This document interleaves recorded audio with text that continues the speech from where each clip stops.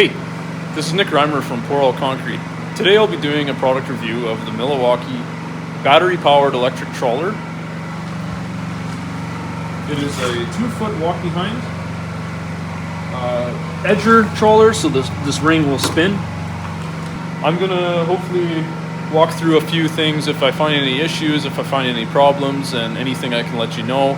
I will hopefully be able to do some runtime minutes. I don't know how that's gonna work out. It's a little bit tough to keep track of stuff while you're working, so my job is still number one priority here, but I'll see if I can combine trawling a basement floor with doing a product review. All right, here we go. Oh, there's no battery. There we go. It's got the go handle.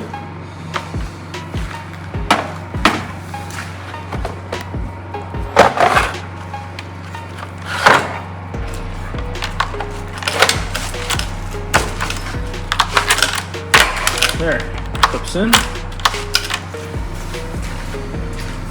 And power. Nope, just click it once. Okay. And then I believe this is the safety switch. Not sure which way it has to be on right now. And we got power here, throttle here.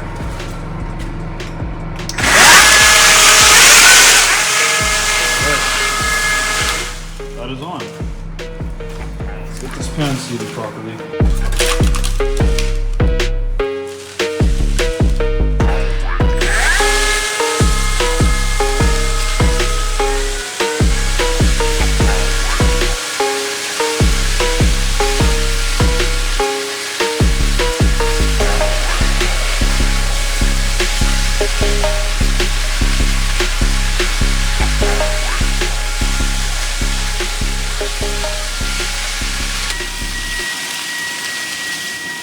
So just some initial thoughts so far is it's got plenty of power.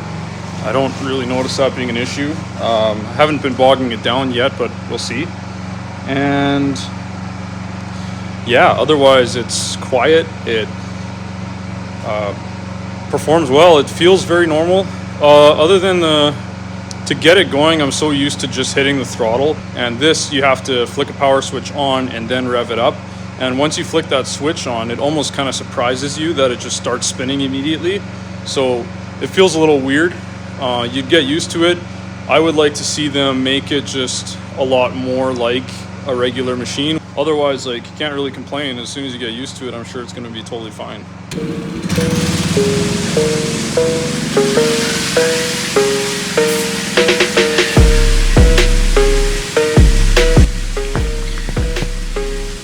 As far as battery life goes, I had no issues. I ran the battery completely dead one time. Most of the time I was changing it around 20 to 25%, and the previous battery would be fully charged by the time I was ready to change batteries again. The one time I ran the battery completely dead, it just started idling back its power, and it never actually cut out. I changed it before a complete cutout. Keep in mind that this was a small floor, so I did have a lot of time between passes that may have helped. I estimate I had about 20 to 30 minutes of runtime at full speed. I was supplied by 3 batteries by my rental shop, but for the most part, I was alternating between the 2.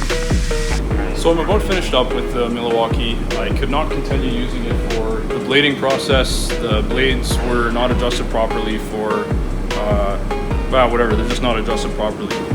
That'll need adjusting, and hopefully get another chance to use it again.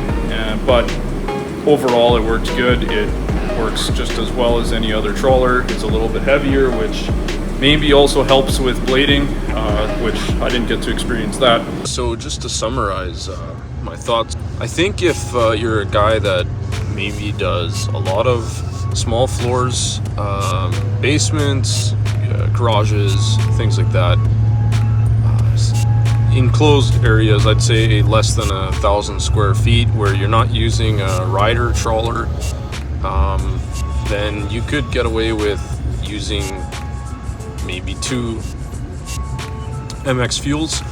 depends on who you are. For us, I don't know if we'd ever buy one, but I'm really glad that our rental shop, J&M Rentals, close to Grunthal, Manitoba, I'm really glad they have one, and I'm hoping that it will be available whenever we need it. It does make more sense, at least from a physical standpoint. I did not get nearly as much fumes, although I had to finish up with the gas walk behind for the blading process, because the blades were not adjusted properly on that Milwaukee, which is very normal for a brand new machine. If there's a floor we can use our rider trawlers, then we already have to figure out a way of getting the fumes out, or the slab is going to be open, and those types of floors, there's no benefit to using the battery machine. In fact, I'd say that there's probably disadvantages. I think the amount of times that you have to change out that battery, and depending on where you are at on the floor, like let's say you're in the far corner or something, you got to walk all the way across the floor carrying that battery. But it feels like you could go through 20 batteries before you're going to go through a tank of fuel, like something like that at least. So yeah, gas is still much more convenient. They're roughly, I think they're half the price or even less. So yeah, that's it for now. Thanks for watching.